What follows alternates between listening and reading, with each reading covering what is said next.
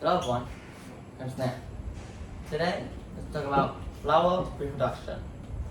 So when we talk about flower reproduction, it's different to angiosperm and gymnosperm. So flower reproduction, need two kind of flowers, like male flower and female flower.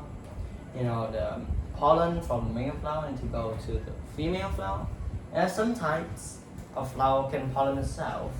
Like lilies, they have a pollen, a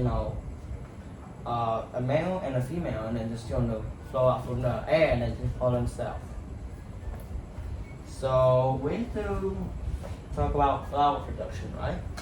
So first about flower reproduction, you need pollination. So what's pollination? So pollination is a transfer of pollen from the male reproductive organs and cells to the female reproduction organs, stigmates of flowers. So I will talk about that. That's some plants have two guts. The organs, like some of these up the top, and then the big one is going to be the female, and these is going to drop out to pollinators. So if you want to pollinate, put the pollen in the flower, you need pollinators. Pollinators can be like bees and butterflies and moths and wasps and beetles and flies and bugs and bats. Okay, and people as well. People can do pollinators as well. But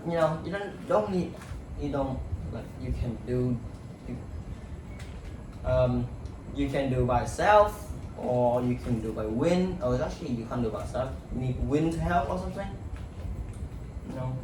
There's a kinds of moth that have evolved for millions of years, and they have enough to get honey from a flower that have a long tube and pollen.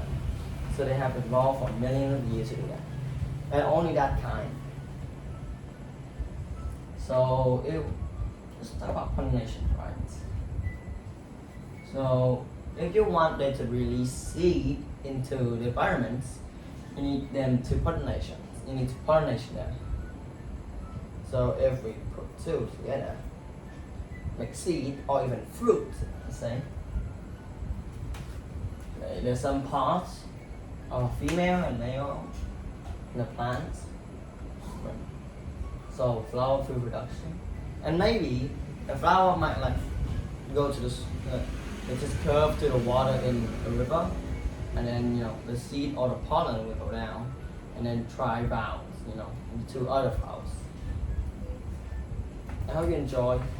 See you next time. I hope you